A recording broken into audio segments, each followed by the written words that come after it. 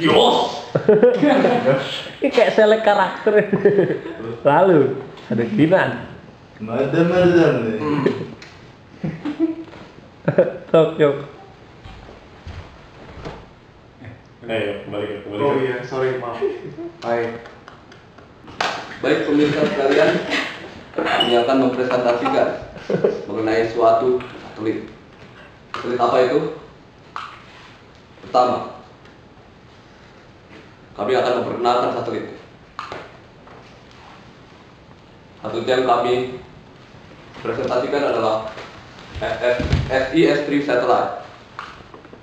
Ya, kira-kira seperti ini gambarnya. Oh, Sony. Mungkin Anda ingin kenal lebih dekat dengan satelit kami.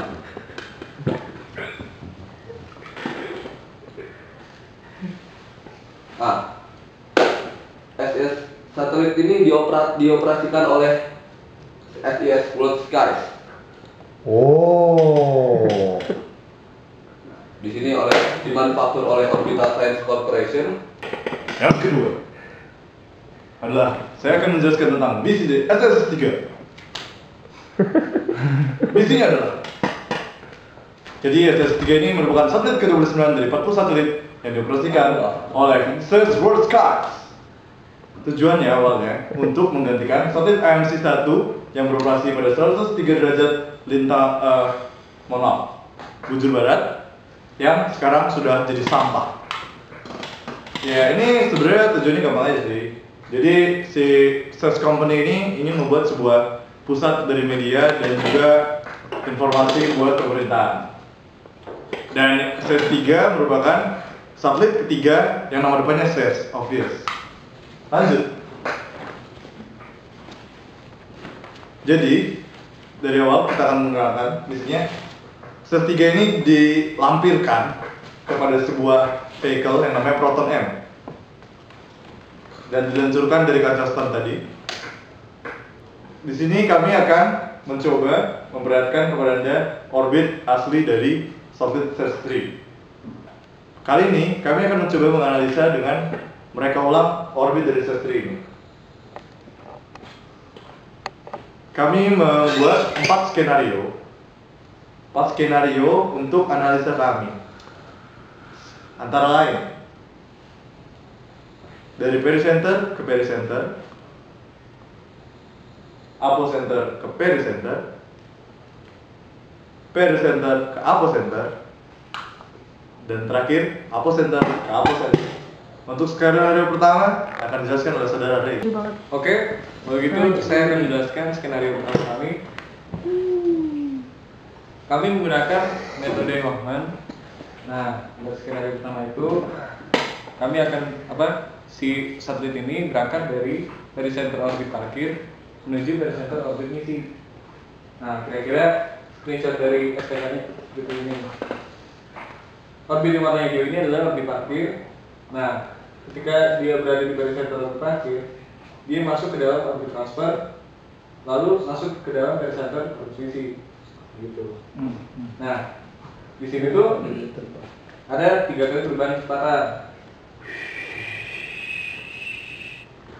Terlihat delta Vx yang pertama itu yaitu ketika si satelit itu pindah dari orbit parkir menuju orbit transfer, yaitu dia memerlukan delta Vx sebesar 0,758 km per second. Lalu dari orbit transfer, setelah dia sampai di pericenter orbit misi, dia bakal merubah delta Vx-nya itu sebesar 2,42 km per second. Terus buat merubah sudut inklinasinya, dia membutuhkan delta V sebesar 0,77. Maka total delta V-nya itu sebesar 3,949 km per second.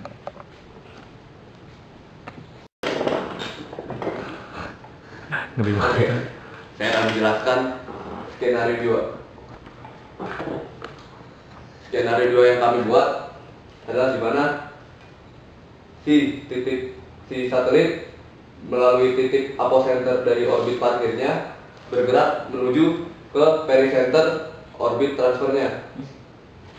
Lalu dari pericenter orbit transfernya dia bergerak lagi menuju apocenter orbit transfernya sehingga masuk lagi ke pericenter orbit misinya.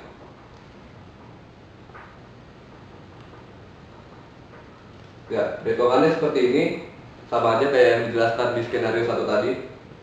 Selanjutnya skenario 3. Saya akan menjelaskan skenario yang ketiga. Skenario ketiga adalah perpindahan dari pericenter ke apocenter. Ya, bisa dilihat satelitnya dari orbit parkir ya. Yang hijau ini adalah orbit parkir. Orbit parkir ini kurang lebih adalah orbit elips. Jadi dari pericenter orbit elips ini, orbit parkir ini, dia ditambah kecepatan sehingga masuk ke orbit transfer. Di orbit transfer dia ditambahin kecepatan sehingga masuk ke orbit misi. Di orbit misi ini jatuh tepat di apocenter orbit misi. Ya, bisa dilihat. Ya, jadi pada skenario ini ada 2 kali penambahan delta V. Yang pertama, delta Vx terjadi, delta V1 terjadi pada orbit parkir ya, orbit parkir di pericenter, yaitu mengalami pertambahan sebesar 2,434 km/s. Dan pada orbit kedua, yaitu orbit apocenter di orbit misi, mengalami delta V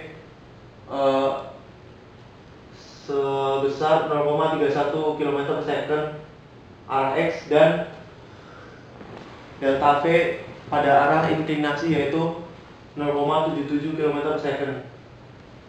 Dengan delta V total adalah 3,524 km/s. Oke, terima kasih lagi. Berikut saya akan jelaskan skenario yang keempat. Skenario keempat, dari apocenter ke apocenter. Maksudnya apocenter itu adalah dari apocenter orbit parkir ke apocenter orbit misinya. Jadi bisa kita lihat, yang perlu dilakukan satelit untuk mencapai orbit misinya adalah dari orbit apocenter orbit parkirnya, dia memasuki pericenter orbit parkir, maksudnya orbit transfer, dengan cara meningkatkan kecepatannya dengan menghasilkan sebuah impuls. Setelah dia masuk ke orbit transfer, dia akan terus jalan ke apocenter dari orbit transfer tersebut, lalu sekali lagi menghasilkan sebuah impuls yang akan mengubah kecepatannya agar dia dapat masuk ke orbit misinya tepat di apocenternya. Lalu seberapa besar sih impuls yang dibutuhkan? Ya, untuk masuk ke orbit transfernya, satelit ini membutuhkan perubahan kecepatan sebesar sekitar 2,4 km/s. Sedangkan untuk masuk ke orbit misinya dari orbit transfer, dia harus menghasilkan perubahan kecepatan sekitar 0,3 km/s, dan kemudian sekali lagi merubah kecepatannya sebesar 0,77 km/s untuk merubah inklinasinya. Dan akhirnya kita sampai ke sebuah pertanyaan, yang mana sih skenario yang paling efisien? Jawabannya adalah skenario yang ketiga. Kenapa yang ketiga? Karena ternyata skenario ketiga ini hanya butuh 2173,57 kg bahan bakar.